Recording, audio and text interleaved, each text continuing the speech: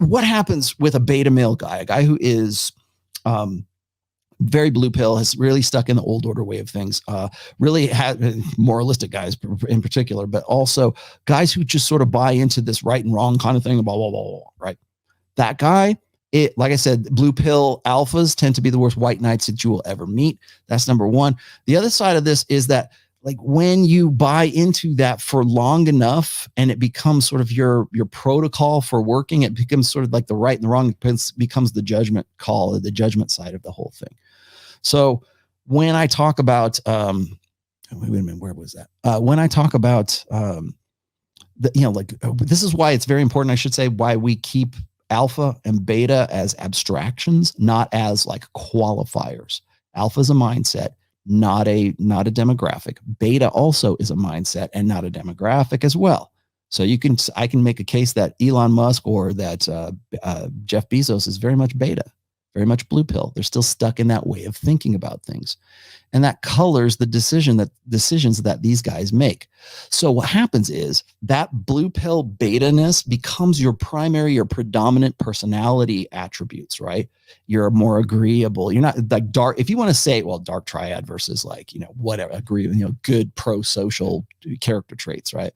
If you go and you say, these are bad and these are good, like dark triad, that's why we call it dark, right? I disagree, by the way. I don't think we should call them dark triad. I think that they are part of human personality, and they can be dark or they can be light according to how we use those things. Okay. Well, what psychopathy? Well, I can make a case for psychopathy being used creatively.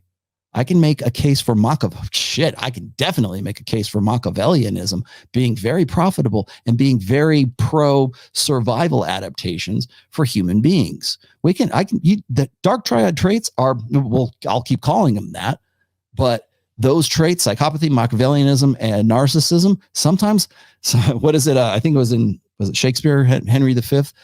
Self-love is not so great a sin as self-neglect. What's narcissism and what's not? It's all dependent upon whatever your context happens to be. Okay. You can take a pathological personality like Anthony Johnson and you can turn your life into shit. Or you can take that pathological personality and you can be Steve Jobs and you can create this iMac and this stuff and an iPhone and everything. You can use it creatively, and you can, as I said, the human condition is discontent. But how you address that discontent, how you use it creatively or how you use it destructively is just the same thing. The same energy that Steve Jobs had is still the same energy that like a psychopath has. Okay. What's your predominant character? And for most blue pill guys, like I would argue, Will Smith, if he's a blue pill beta to the point where he's willing to take it on the chin, he took it on the chin. You know who's been slapping Will Smith a lot longer than Will Smith has been slapping Chris Rock? Jada Pinkett Smith. Every time she goes on the red table and talks shit about him, every time she's in front of an audience and a camera, every time she's on The View, every time she talks to Gwyneth Paltrow, smack, smack, smack to Will Smith. Now, Will Smith can't smack Jada, but he sure as hell can smack Chris Rock when Jada gets pissed off and he knows he's going to be in for it tonight if he doesn't stand up and he doesn't do something about it. Sometimes guys, but like when you see a flash of alpha in a beta male guy, it's not because they suddenly sacked up. It's not because their testicles dropped all of a sudden. It's because the repercussions of smacking Chris Rock are preferable than dealing with the fallout from Jada Pinkett Smith if he didn't go up there and smack him. Now, this is if it's legit, okay? Let me restate that, okay? Just so you can get this in the simplistic as form as possible. The repercussions, there's going to be repercussions either way. Chris Rock makes fun of your wife. Okay. G.I. Jane, right? Blah, blah, blah. He's going to be pissed off and he's going to be sort of like a petulant child, whatever. That's what I would expect from a blue pill beta guy. Should he have gone up there and done that? If he was more alpha and he went up there and he was like sort of just saying, don't talk shit about my family because if you do, I'm going to kick your fucking ass. Right. Sometimes alpha can be expressed with silence. When you're you become more alpha as a guy is when your silence inspires more fear than your actions. When daddy's not saying anything and people are like trembling in their boots because the Godfather isn't saying anything, or because there's or somebody ghosted you, or they went no contact. Sometimes you better be shaking in your boots because they're not communicative, because you don't know what's going on, and they were your friend and suddenly now they're silent again. That is when you have more to fear from that guy, from the guy who's more alpha anyways. So I mean, that's neither here nor there. But the thing is like that flash of alpha, that like almost like that beta rage that comes out. The reason why it comes out is not because, like, I'm going to argue this.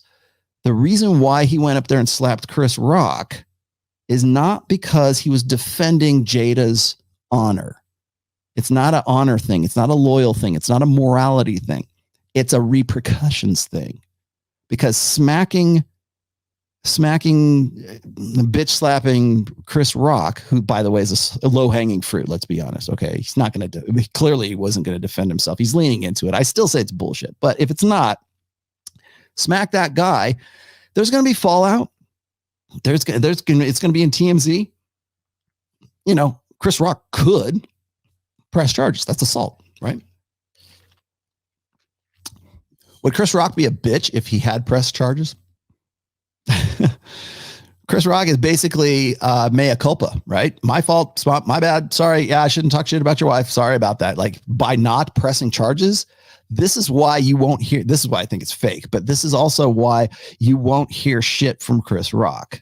And if you do, it'll be probably months from now, or the next time he's on an interview with whatever, you know, nighttime talk show host he's with, right? And they'll cover it. You know, it is what it is. I shouldn't have said that. My bad. Blah, blah, blah. That he'll cop to it, but he'll want to like move on to the next topic kind of thing. But the reason why a beta simp chump guy who's had his name dragged and his family and his manhood, let's just say, dragged through the dirt by his own wife, the reason why, what inspires that guy to go up there and smack another guy is not because he's trying to defend Milady's honor. It's because he wants to avoid the shit that he knows is coming if he doesn't go up there and do that. That's why they do that. You want to know why beta males get killed? You want to know why beta dudes, like when they, I've seen these videos before. I think I did a reaction to one of these one time. There was a video, it was like a closed circuit a camera video in a club. And there was this couple, and you saw the couple were fighting with one another. And there's this guy that's sitting down, and I think it's like in the lobby or the foyer or something of this club. And the guy's sitting there and he's watching this happen where this fight's going on between the two of them. Now, I don't know what alcohol is involved or whatever. Guy gets up and he tries to break up the fight. Like he's, you know, I don't want there any violence against this young lady right here. Dude's boyfriend caps him right there, drops, he's dead. It probably had no idea. He thought he was doing the right thing. Gets up. Well, I got to get up there and defend my lady's honor. And he's dead. And you know what? That chick and that guy, they both left together. And I following up on that, they're both still together. They were both still together until the guy went to prison for murder, let's just say. But that guy, I'm not talking about the couple. I'm talking about the guy that actually tried to go up there and be the white knight. That right there, that beta male influence, that beta male push to say, well, I got to do the right thing. That's what we got to do. Men have that innately because that's the protector dynamic. I covered this in book 4. And so is the protector dynamic existent in Will when he goes up there to smack Chris Rock? I would say yes, but what's prompting him to that violence isn't, I got to defend my wife.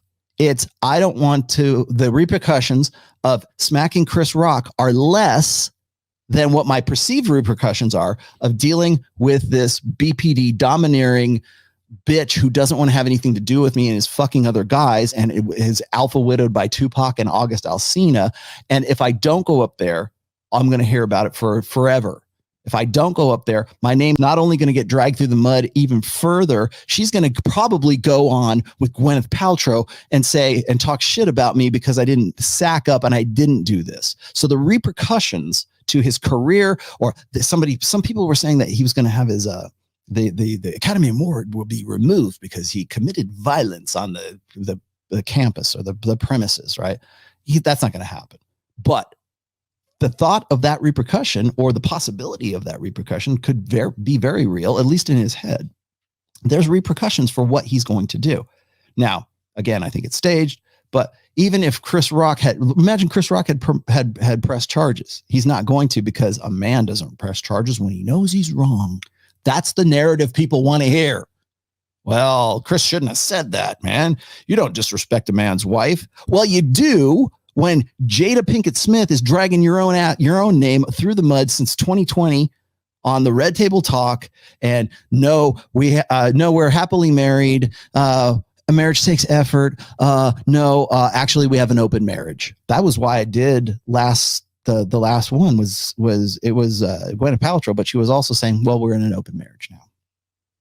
Your wife in an open marriage who's banging other guys, another dude disrespects her, and you're still stuck in that old order, beta male moralistic thinking that you got to go and whack that guy. No, I don't think so. I think it's a weighing, and remember, this is going to happen like instantaneously. I would rather kick that guy's ass than have to face this bitch when I get home.